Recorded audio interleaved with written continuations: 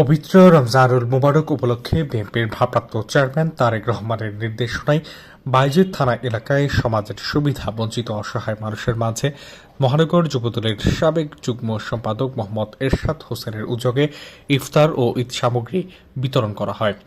এতে প্রধান অতিথি হিসেবে উপস্থিত ছিলেন চট্টগ্রাম মহানগর বিএনপির সাবেক যুগ্ম সম্পাদক মঞ্জুরুল আলম মঞ্জু।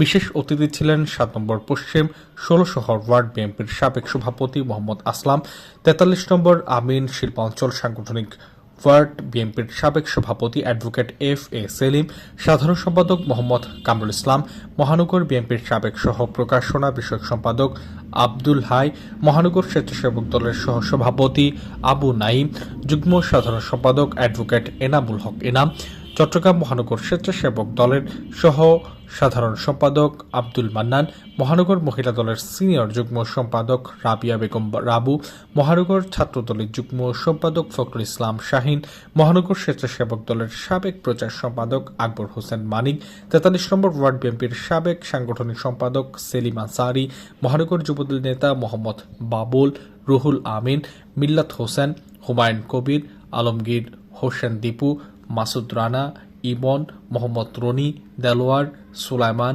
বাদশাহ, মহিউদ্দিন সহ আরও অনেকে উপস্থিত ছিলেন। আমি আজকে বলবো যে আমাদের বিএনপির ভারপ্রাপ্ত চেয়ারম্যান জনাব তারেক রহমান যে নির্দেশনা দিয়েছেন, আমরা সেই নির্দেশনা মোতাবেক সারা বাংলাদেশে সমাজের সুবিধা বঞ্চিত মানুষ এবং গরিব মেহনতি মানুষের সাহায্যে আমরা এগিয়ে এসেছি। এবং আপনারা জানেন আমরা দীর্ঘ 17টি বছর অত্র এলাকায় আমরা দান সদ্গা করলেও আমাদের বাসা বাড়ি থেকে করতে হয়েছে। আমরা এই চত্বরে আমরা আসতে পারি নাই। এই ইফতার সামগ্রী বিতরণ, এই দ্রব্যমূল্যের ঊর্ধ্বগতির সময় এই যে সামান্য ইফতার সামগ্রী এবং ঈদ সামগ্রী এরশাদ হোসেন দিচ্ছে, এটা আপনার প্রয়োজনের তুলনায় তেমন কিছু না, কিন্তু একটা মহৎ।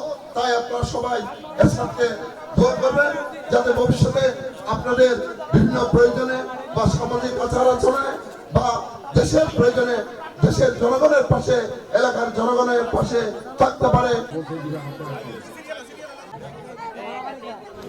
নিউজ ডেস্ক, দৈনিক আজাদী।